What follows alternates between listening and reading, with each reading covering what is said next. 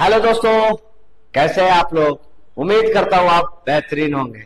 और मैं आपसे बहुत दिनों के बाद एक बार फिर से मुखातिब हुआ हूँ और स्वागत करता हूँ अमन जीएस रिसर्च सेंटर में। और अब हमारी बात जीएस को लेकर होगी और उसमें विभिन्न सब्जेक्ट होते हैं। और सामने जो एग्जाम आपके बिहार में विशेष करके बीपीएससी और बिहार एसएससी और रेलवे दरोगा, सॉरी बिहार की अगर बात करें तो बीपीएससी दरोगा, और उसके बाद आप बिहार एसएससी कर सकते हैं, बिहार पुलिस और भी एग्जाम होते हैं। तो हम मुख्य रूप से उसको ध्यान में रख करके पढ़ा रहे हैं आपको। लेकिन इसका ये अर्थ नहीं कि एसएससी और रेलवे या दूसरे एग्जाम में ये पॉलिटी या ये ज्योग्राफी और ये हिस्ट्री है वो काम नहीं आएगा। जीएस के हर पोर्शन आपके हर पेपर में काम आते हैं, बस सतत पूछने का जो अंदाज होता है, जो क्वेश्चन का जो लेवल होते हैं वो एग्जाम के अनुसार होते हैं। तो दोस्तों हम लोग देखते हैं कि इस जो नेक्स्ट जो 71वीं बीपीएससी है, 71वीं मुख्य रूप से 71वीं जो बीपीएससी है उसको ध्यान में रख करके कैसे रणनीति बनाया जाए और कैसे रिजल्ट को अचीव किया जाए उसके प्रति हम लोग देखेंगे। वो ऐसा अभी तक प्रमाण मिला है कि लगभग 1700 से 1800 पोस्ट या से अधिक भी हो सकती है आने वाला है 71वीं बीपीएससी के लिए। और गुप्त सूचना से जानकारी मिलती है कि ये एग्जाम लगभग 25 अगस्त के आसपास होने को है। हालांकि बिहार में एग्जाम टाइम पे बहुत कम होते हैं, लेकिन फिर भी मान लिया जाए कि इस बार सही हो गया। उसके बाद हम लोग देख लेते हैं कि इसका मेंस कब होगा। तो आई थिंक 90 से 100 दिन बाद, 90 से 100 दिन बाद मेंस हो सकता है, डिले हो सकता है। तो 120 दिन हम कह सकते हैं। मैं आपको जानकारी के लिए बता दूं कि मैं बीपीएससी का 3 मेंस लिख चुका हूं और मैं अपने अनुभव से आपको जितना हो सके मैक्सिमाइज बेनिफिट देने का कोशिश करूंगा। और देखिए, और टीचिंग एक्सपीरियंस बात करते तो हमारा 2015 से यानी कि 10 साल हो गए पढ़ाते पढ़ाते। तो आप टेंशन ना लीजिएगा, हमारे ऊपर बिलीव करिए और हमारे से जुड़िए और बेनिफिट उठाइए। देखिए तो ये हो सकता है। तो हम कोशिश करेंगे कि अभी ज्यादातर पीटी पे फोकस करें। अभी हमारा फोकस जो होगा पीटी प्रीलिम्स जो हम लोग का एग्जाम होता है उसके ऊपर हो, उसमें कैसे बेनिफिट उठाया जाए, कैसे कर सकते हैं कि रिजल्ट बनाया जाए, इसके ऊपर बात हो। तो अगर हम लोग बात करते हैं कि प्रीलिम्स में कितने क्वेश्चन होते हैं, तो कहेंगे कि जग जाहिर है 150 सवाल होते हैं। कई बार रूल्स बदलते हैं कि 5 ऑप्शन होते हैं, 5वां का डबल मीनिंग होता है। लेकिन जो 70वीं हुआ उसमें 4 ऑप्शन थे और नेगेटिव थे। इसका मतलब अभी कुछ ऐसा मानते हैं तो इसमें 4 ऑप्शन होंगे, इसमें 4 ऑप्शन होंगे और उसमें से एक हम लोग को चूज करना हो सकता है, या ये जो लिखा हुआ है इसके कूट हो सकता है, ऐसा पॉसिबल है। तो 150 होंगे। इसके नेगेटिव ये है, मतलब कि आप 3 गलत करते तो एक कट जाएगा ओरिजिनल वाला। तो कहने का अर्थ क्या हुआ कि 150 सवाल आते हैं। अब हम लोग को ये देख लेना है कि वैसे मूल रूप से क्या क्या पढ़ा जाए। इसके लिए मतलब कह सकते हैं कि क्या ध्यान दिया जाए इसके लिए, मतलब कौन सा पेपर कितना आता है, जरा सा हिसाब किताब लगा लेते हैं। देखिए, मुख्य रूप से आप 4 पेपर को आप देख सकते हैं। एक आर्ट सेक्शन का देख सकते हैं, आर्ट सेक्शन का। दूसरा साइंस सेक्शन को आप देख सकते हैं।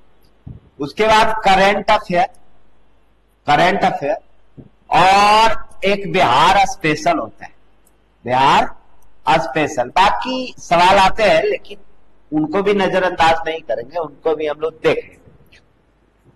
सबसे पहले आर्ट्स में आपको मुख्य रूप से हिस्ट्री पूछेगा, उसके बाद ज्योग्राफी, उसके बाद पॉलिटी, उसके बाद इकोनॉमिक्स, है ना, इकोनॉमिक्स। ये देखिए सबसे ज्यादा जो सवाल आपसे पूछे जाते हैं वो हिस्ट्री के सवाल होते हैं। हिस्ट्री के सवाल होते हैं। लगभग 30 से 32 क्वेश्चन तो ऑन एन एवरेज कर सकते पूछता ही। अगर इसमें भी आप देखेंगे तो 3 हिस्ट्री के सेक्शन होते हैं, प्राचीन, मध्य और आधुनिक। तो इसमें से ज्यादातर जो सवाल होते हैं, यानी 15 से 18 कर सकते हैं, या 15 से प्लस ही करिए, क्वेश्चन जो होते हैं वो मॉडर्न हिस्ट्री से होते हैं, उसके बाद आप प्राचीन भारत को ले सकते हैं, प्राचीन भारत, मध्यकालीन भारत, इससे भी आप 5-6 सवाल आप देख सकते हैं। मतलब नजरअंदाज हिस्ट्री को तो कर ही नहीं सकते। विदाउट हिस्ट्री का तैयारी किए हुए एग्जाम में बैठना हमें लगता है खतरे से खाली नहीं होगा। तो हिस्ट्री के लेकर हम बात करेंगे, विस्तृत बात करेंगे, उसके ऊपर एक एक पॉइंट के ऊपर बात करेंगे, तो देखेंगे कि कैसे कैसे सवाल बन सकते हैं, क्या पूछा गया और क्या पूछा जा सकता है, उन सब बारीकियों पर भी हम लोग ध्यान रखेंगे। फिर ज्योग्राफी के सवाल वैसे 15 से 16, 18 ऐसे नॉर्मली रहते हैं, कभी ज्यादा कम हो जाए तो अलग बात है, लेकिन 15 से 17 हम लोग मान सकते हैं। पॉलिटी के भी क्वेश्चन होते हैं, इसमें भी 15 से 17 मान सकते हैं। हालांकि 69वीं में जो इकोनॉमिक्स का सवाल था वो थोड़ा सा करेंट और थोड़ा सा लेवल का था, तो कह सकते हैं कि इससे भी आप 7-8 मान ही लेंगे, या 7 से 10 कर लीजिए। और साइंस की बात करते हैं तो साइंस में मुख्य रूप से आपको 3 पेपर पढ़ना होता है, मुख्य रूप से 3 पेपर यहाँ पर पढ़ना होता है। देखिएगा, एक सबसे ज्यादा जो क्वेश्चन आपसे पूछता है बायोलॉजी का होता है, सबसे ज्यादा क्वेश्चन जो होता है बायोलॉजी का, फिर आप केमिस्ट्री या फिजिक्स कह सकते हैं। और इसका जो स्टैंडर्ड होता है, वैसे तो कहने को 10th बोलता है कि एनसीईआरटी वर्ड 6 to 10 कर लिया जाए, 6 to 10 कर लिया जाए तो हो जाएगा। लेकिन हमें लगता है कि कुछ पोर्शन जो है 11-12 का बायोलॉजी सेक्शन कवर करता है, बहुत हद तक मॉडर्न फिजिक्स कवर करता है। हालांकि वो हम लोग चर्चा करेंगे आगे, तो वहां हम लोग देख लेंगे। लेकिन जो बेसिक है 6 to 10 ही है। वो सबसे ज्यादा सवाल हम कह सकते हैं कि बायोलॉजी से 12 से 15 कर लेंगे, फिजिक्स से 7-8 सवाल कर लेंगे, और इससे भी 7-8 सवाल कर लेंगे। मूल रूप से कहें तो इससे 30 क्वेश्चन लगभग बन जाते हैं। 28 भी नहीं, 30 ही करनी, 30 क्वेश्चन बन जाते हैं। करंट अफेयर पर हम बात करते हैं, पहले बिहार पर बात करते हैं। बिहार एक ऐसा सेक्शन है ना, जो कोई भी पेपर पढ़िए आपका बिहार से रिलेटेड अगर तथ्य है, कोई न्यूज में है, तो वो सवाल बन जाएगा। अगर ट्रेडिशनल की बात करते हैं तो हिस्ट्री आपसे पूछा जाएगा। जैसे हम लोग यहाँ तैयारी करेंगे तो ये देख लेंगे कि बिहार से रिलेटेड कुछ फैक्ट है तो वो कर लेंगे, नहीं तो अलग से सेक्शन ही लगा लेंगे, अलग से क्लास ही ले लेंगे हम बिहार स्पेशल का। लेकिन कोशिश करेंगे कि वो कंबाइंड बता दे तो ज्यादा ठीक है, और अलग से भी पढ़ा दिया जाए तो अच्छी बात है। तो हिस्ट्री की बात करते हैं। उसके बाद ज्योग्राफी में, फिर पॉलिटी में बहुत कम, लेकिन फिर भी पढ़ना तो पड़ेगा ना। इकोनॉमिक्स, ज्योग्राफी इकोनॉमिक्स को मैच करके आप देख सकते हैं, वहां पे आपको हेल्प मिल सकते हैं। जैसे कोई डेटा याद करना है, या कह सकते हैं कि इसी में आप इकोनॉमिक सर्वे कर सकते हो, या बजट, ये सबको ऐड करके पढ़ेंगे तो बेनिफिट रहेगा। क्योंकि फैक्चुअल क्वेश्चन तो बीपीएससी का नियत में बसा हुआ है ना, तो वो कह सकते हैं कि वो उसको नजरअंदाज कर नहीं सकते। लेकिन इसका ये अर्थ नहीं हुआ कि सिर्फ और सिर्फ फैक्चुअल सवाल आते हैं, ऐसी बात नहीं है। हम लोग को फैक्ट तो ध्यान देना है, और जहां जो चीजें समझने वाली है, जो कॉन्सेप्ट है, उसको भी ध्यान में रखना, है। अभी हमारे पास लगभग कितने दिन बच गए देख लीजिए, हम लोग इधर देख लेते हैं। पूरा जून यानी 30 दिन कर लीजिए, और उसके बाद जुलाई कर लेते हैं, जुलाई ये भी 30 दिन। फिर आप अगस्त में आइए तो 15 दिन इधर कर लेते हैं। 15 दिन अगर करते हैं तो हो जाएगा, देख लीजिए, लगभग 75 दिन बन रहे हमारे। 10 दिन उधर छोड़ ही देते हैं, 75 से 80 दिन हम कह सकते हैं कि ये हमारा कह सकते हैं कि रणनीति का हिस्सा रहेगा ये दिन। तो इसी पर हम लोग को अप्लाई करना है। देखते हैं हम लोग, देखते हैं इसको और कैसे मैक्सिमाइज किया जाए। ये हम कुछ सिलेबस के लिए लेकर को हम आपको बता दिए। हालांकि और भी पेपर होते हैं, जैसे इकोनॉमिक्स, ये क्या उसको बोलते, मैथ, मैथ 2 4 5 नंबर पूछ लेगा, रीजनिंग 2 4 नंबर पूछ लेगा। उसके बाद विविध भी पूछते हैं, जो कि हम लोग इन सब में करेंगे तो वहां से मैनेज हो सकता है। करेंट को लेकर अलग से बात करनी है, करेंट को लेकर बिल्कुल अलग से बात करनी है। देख लीजिए, करेंट अफेयर, इसका स्तर जो है वो 3 है। एक तो देखना है इंटरनेशनल लेवल पर, एक है नेशनल लेवल पर, और एक है लोकल, यानी कि बिहार स्पेशल, बिहार स्पेशल। इसके लिए भी हम आपको शॉर्ट नोट्स, इसके लिए हम आपको क्लास अवेलेबल करा देंगे। ये हमारी जिम्मेदारी है, ये मैं आपके साथ डिस्कस कर लूंगा। और इसके लिए आप लोग देख लेंगे, कुछ अगर बुक का रेफरेंस लेना है तो प्रतियोगिता दर्पण है, घटना चक्र है, या दूसरे एडिटेरिया का आता है तो उनका भी हम कर लेंगे। एडिटेरिया, एडिटेरिया का हम लोग कर सकते हैं। और भी आप जहां हो आपको देख लीजिएगा, लेकिन इतना कर लेने से ठीक रहता है। फिर इंटरनेशनल रिलेशन, नेशनल में और बिहार में, तीनों का अलग सेक्शन हम लोग बनाएंगे। और पिछले 15 महीने का, 15 से 16 महीने का कहा जाता है कि डेढ़ साल का हम लोग को रेडी रखना चाहिए, लेकिन 15 से 16 महीने का, विशेष करके लास्ट 1 साल का तब करेंट हम लोग को याद होनी चाहिए। और इसमें लगभग बताएं कि 30 से 32 सवाल आते हैं। तो आप कह सकते हैं कि अगर इसमें आप 28 पहुंचा पाते या 30 कर पाते, कुछ सवाल ऐसे होंगे जो आता पता नहीं चलेगा, बाउंसर होते, उसको आप समझ के भी नहीं समझ सकते। तो उसके पीछे अदर जो हमारा मेजर इंपॉर्टेंट जो कह सकते हैं कि सब्जेक्ट है, उसको हम खराब नहीं कर सकते, जितना बनेगा उसको बनाएंगे। और पिछले बार अगर कट ऑफ की बात करते हैं तो लगभग जनरल का लगभग 87 के आसपास होगा, एग्जैक्ट नहीं मालूम है, लेकिन 87 88 के आसपास देख सकते हैं। उसके बाद ओबीसी है तो वही 84 85 के आसपास। फिर SC ST है तो वो ऐसे वेरी करेगा। लड़की है तो जाहिर सी बात है कि उनमें उनका कट ऑफ थोड़ा नीचे जाता ही। तो ये ओवरऑल हमें छोटा सा डिस्कस किए, ओवरव्यू लिए एग्जाम के नेचर को लेकर के, उसके सिलेबस को लेकर के। तो चलते कुछ आगे देख लेते। ऐसे अगर जीएस सेक्शन में देखते हैं तो मेजर जो सब्जेक्ट होते हैं, मेजर जो सब्जेक्ट होते हैं वो हिस्ट्री होती है। उसके बाद आप ज्योग्राफी, पॉलिटी और साइंस कर सकते हैं। तो हम आपके साथ अभी मान लिया जाए कि अभी हम पॉलिटी की चर्चा कर लेते हैं, फिर अगले लेक्चर में जो एक हिस्ट्री का है और एक बायोलॉजी का। तो देखते हैं इसके ऊपर हम फिर से आपसे बात करते हैं। पॉलिटी को लेकर के कुछ अभी हम लोग कर लेते हैं, कुछ जानकारी इकट्ठा कर लेते हैं, और इसको हम कोशिश करेंगे कि 15 से 16 लेक्चर में इसको समाप्त कर दिया जाए।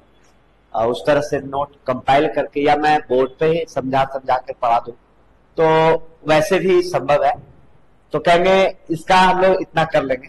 अगर अभी चर्चा करने की बात है कि अभी इसका क्या करें, तो आप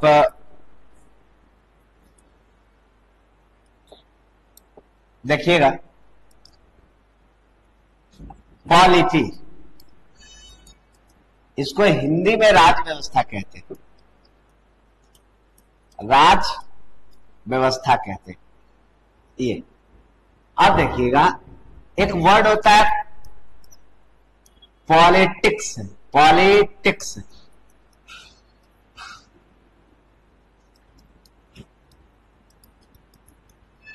पॉलिटिक्स एक वर्ड होते, और नो फिर से मिटा, देखो इधर एक पॉलिटी वर्ड होते हैं, पॉलिटिक्स, उसके बाद पॉलिटिकल साइंस, पॉलिटिकल साइंस। अब कुछ कुछ बेसिक बातें इन दोनों तीनों के बीच में हम लोग देख लेते हैं, क्या क्या मतलब कह सकते हैं कि है। पॉलिटी का मतलब हुआ ना कि सैद्धांतिक पक्षों को आप पढ़ेंगे, यहां पे मूल संकल्पना पढ़ेंगे, जो मूल कॉन्सेप्ट है ना उसके बारे में हम लोग पढ़ाई करेंगे।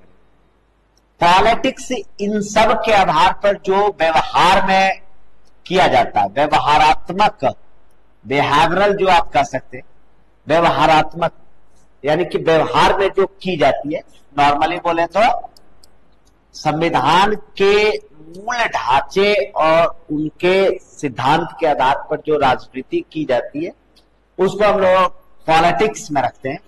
पॉलिटिकल साइंस, यहां पर एक वर्ड लिखा हुआ साइंस, इसका मतलब हुआ कि ये रिसर्च, अनुसंधान, एक क्रमबद्ध ज्ञान की बात करता है। तो कहेंगे कि सर अगर इसमें अनुसंधान की बात करते, इसमें शोध की बात करते, इसमें प्रयोग की बात करते, तो हम लोग मानते हैं कि पॉलिटिकल साइंस है। इसका मतलब ये हुआ कि इसमें हम लोग पॉलिटी के भी कुछ पेपर को देखेंगे और पॉलिटिक्स के भी पेपर को हम लोग देखेंगे, दोनों को मिला करके साइंटिफिकली स्टडी करते हैं, तो हम लोग बोलेंगे कि पॉलिटिकल साइंस है वो। चलो, तो ये तो कुछ कुछ बेसिक बेसिक बातें, ये तो हमारे एग्जाम में आएंगे नहीं। काम की बात करते, अगर पॉलिटी को देखा जाए तो इसमें कई चैप्टर है। सबसे पहले हम लोग देखते हैं कि संविधान क्या है, ये क्वेश्चन देख ले। आखिर संविधान का विकास क्यों हुआ, यानी कि इसके महत्व को देख लेना, इसके क्यों, मतलब ये क्यों बनाया गया, अगर इसका कारण है तो वो पता कर ले। फिर अगर देख लेते हैं कि भारत की जो संविधान है उसका विकास कैसे हुआ है, यानी कि इसके विकास क्रम की बात करते हैं, विकास क्रम की, इवोल्यूशन की इसकी बात करते हैं। फिर ये चैप्टर 1 हमारा हो जाएगा, है ना। इसमें हम लोग मुख्य रूप से इसमें संविधान के परिभाषा को जानेंगे।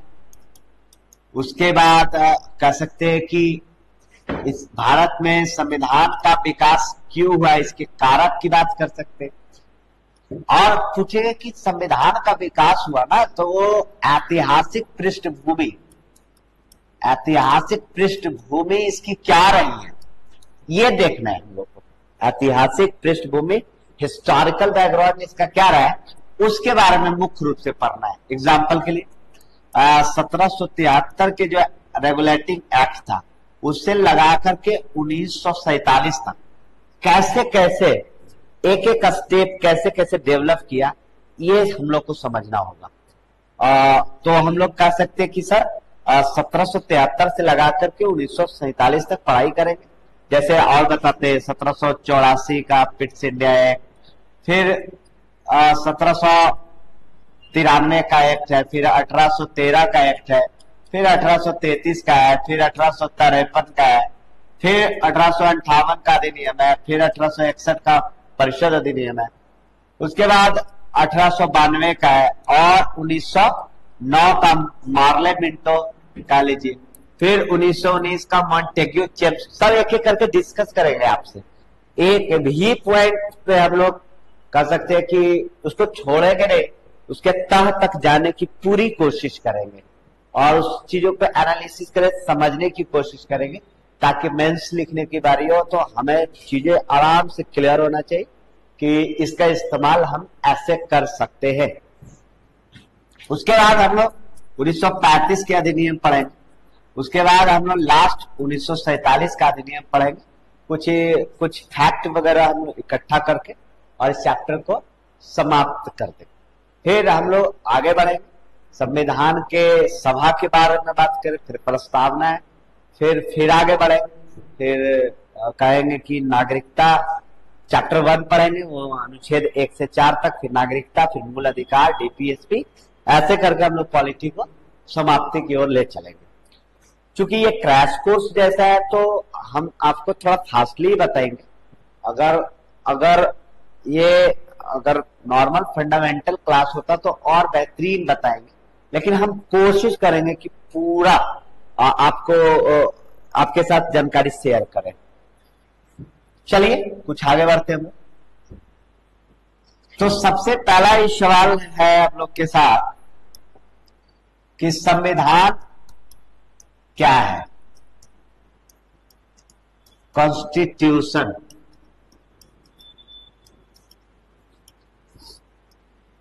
कॉन्स्टिट्यूशन क्या है? वैसे आप आगे पढ़िएगा कि कॉन्स्टिट्यूरे एक वर्ड था, ये लैटिन वर्ड माना जाता है कॉन्स्टिट्यूरे, तो उसी से निकल के ये आया है और उसका अर्थ होता है स्थापित करना। उसका अर्थ होता है टू इस्टैब्लिश, या कहेंगे स्थापित करना होता है। कॉन्स्टिट्यूरे वर्ड,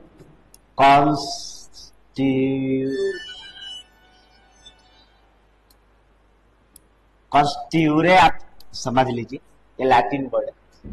अब इसका नॉर्मल अर्थ समझते हैं तो कहेंगे कि सर ये कुछ नहीं है, एक दस्तावेज है, एक डॉक्यूमेंट है, ठीक। और इसमें मूल बातें लिखी गई है, मूल सिद्धांत लिखा गया है, इसमें मूल विधि लिखी गई है, इसमें नियम लिखे गए, उपनियम लिखे गए। क्लियर? ये गवर्नमेंट तथा जो लोग हैं, पीपल मास आप कह लीजिए, ये दोनों के बीच में रिलेशन को लोकतांत्रिक तरीके से स्थापित करने का एक लीगल डॉक्यूमेंट है। कौन? ये संविधान। संविधान, कॉन्स्टिट्यूशन। तो कहेंगे कि सर तो ये दोनों के बीच में अच्छे रिलेशन को स्थापित करते हो, जैसे सरकार के राइट क्या है, सरकार क्या कर सकती है, इसकी ड्यूटी क्या है, इसकी ड्यूटीज क्या है, इनका फंक्शन क्या है, इनका फंक्शन क्या है, यही सब पढ़ेंगे। और इनके विभिन्न रूप के, इसके विभिन्न निकाय के बारे में पढ़ेंगे। सबका पर्पस होगा कि जनता के हित में किस तरह से सरकारें कार्य कर रही, और इस चीज का गारंटी जो देता है, लिखा हुआ प्रमाण जो मिला है, उसको हम लोग कह सकते हैं, उसको हम लोग कह सकते हैं कि वो संविधान है। सॉरी,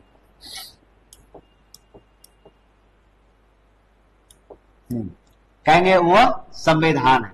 इसका मतलब हम सिंपल कह सकते हैं कि यह लिखा गया एक दस्तावेज, सरकार के विभिन्न कार्यों, उद्देश्यों, नीति निर्माण, इन सब का जनता के साथ क्या रिलेशन है, ये एस्टैब्लिश करने का काम संविधान करता है। उसके बाद हम लोग देखेंगे कि सबसे पहले जो संविधान जो लिखित वाला बना है, सबसे पहला जो लिखित संविधान बना है वो अमेरिका का बना। अमेरिका का संविधान, वैसे तो अमेरिकी जो क्रांति हुई 1776 में हुई है, लेकिन उनका जो संविधान जो बना है वो 78 में बनकर रेडी हो गया था। और ये दुनिया का सबसे छोटा संविधान, और ये मतलब कह सकते हैं कि 4 महीने से भी कम समय में बनकर रेडी हो गया था। ऐसा माना जाता है कि ये सबसे कठोरतम संविधान में से एक है। और कह सकते हैं कि ये इसमें ज्यादा अनुच्छेद नहीं है, मतलब ऐसा माना जाता है कि लगभग कुछ ही अनुच्छेद है और बहुत कठोर तरीके से संशोधन होता है। तो ये आप समझ गए कि अमेरिका में सबसे पहले लिखित संविधान बना था। और अलिखित जो संविधान जो है वो अभी भी कई देश इसके एग्जाम्पल है। जैसे हम आपको बताते हैं, सबसे जो फेमस एग्जाम्पल है यूके। यहाँ क्या होता है कि परंपरा, नीति, संविधान, सुप्रीम कोर्ट या हाई कोर्ट, न्यायपालिका के जो जजमेंट होते हैं, या सामाजिक जो मत के आधार पर डिसीजन लिए जाते हैं, इन सब का कलेक्शन होता है उसके आधार पे यहाँ पे शासन होता है, यानी कि परंपरावादी दृष्टिकोण। कभी कभी नए चीजों को भी अडॉप्ट कर लिया जाता है, उसमें दिक्कत, लेकिन लिखा हुआ नहीं है। लेकिन इसका ये अर्थ नहीं हुआ कि मैक्सिमम नहीं लिखा हुआ। कहेंगे कि सर मैक्सिमम नहीं लिखा हुआ है, लगभग ऐसे कर सकते, लेकिन कुछ बात लिखा हुआ कानून में, सम्मेलन में, संहिता में, चार्टर में ऐसा हो सकता है। लिखित का मतलब हुआ कि ज्यादातर बातें लिखी गई, कुछ बातें नहीं लिखी गई है, तो आप वो वैसे उसको समझ सकते हैं। लिखित अलिखित संविधान। और भी इसके टाइप की बात करते हैं तो कहेंगे कि सर संविधान के तो और भी टाइप हो सकते हैं। देखिएगा, जैसे एक होता है संघात्मक और एक होता है एकात्मक संविधान। संविधान एकात्मक और संघात्मक। इसका अर्थ हुआ कि इसमें डुअल गवर्नमेंट होती है। डुअल गवर्नमेंट इसका मतलब एक केंद्र कह लीजिए या संघ सरकार कह लीजिए इसको, और एक इकाई सरकार होती है। इकाई सरकार, जैसे ये समझ लीजिए कि एक देश है, बीच में कह सकते हैं कि संघ सरकार है, और किनारे किनारे पर जो मैं आपके साथ शेयर कर रहा हूं, यानी दर्शा रहा हूं, इसको आप समझिए कि ये राज्य सरकार, इसको इकाई या राज्य या प्रांत कहा जाता है। तो ये दोनों के बीच में रिलेशन को बताता है संघात्मक। इसको इंग्लिश में हम लोग फेडरल गवर्नमेंट कहते हैं। इसमें शक्तियों का बराबर बराबर विभाजन होता है। यहाँ पे संविधान की सर्वोच्चता होती है। संविधान की सर्वोच्चता, सुपरमेसी ऑफ कॉन्स्टिट्यूशन, माने संविधान ही सब कुछ है, कानून का शासन आप कह सकते हैं। शक्ति का पृथक्करण का सिद्धांत यहाँ लागू होता है। शक्तियों के पृथक्करण का सिद्धांत यहाँ लागू होता है। ये कुछ विशेषताएं हैं, हम आपके साथ और बढ़िया से इसका डिस्कस करेंगे। मैं आपको थोड़ा ओवरव्यू दे रहा हूं। हम लोग कल पढ़ाई करेंगे 1773 के जो रेगुलेटिंग एक्ट है 84 का। कोशिश करेंगे 3-4 एक बार में समाप्त कर लीजिए, फिर आगे हम लोग देखा जाए। इसका बता दिए तो इसका भी देख ही लीजिए। जैसे एकात्मक है तो इसमें एक ही सरकार होगी, मजबूत सरकार होगी। कई बार ये तानाशाही करने लगती है, मतलब डिक्टेटरशिप का गुण आ जाता है। उसके बाद कहते हैं शक्तियों का विभाजन नहीं होता है, शक्तियों का केंद्रीकरण होता है।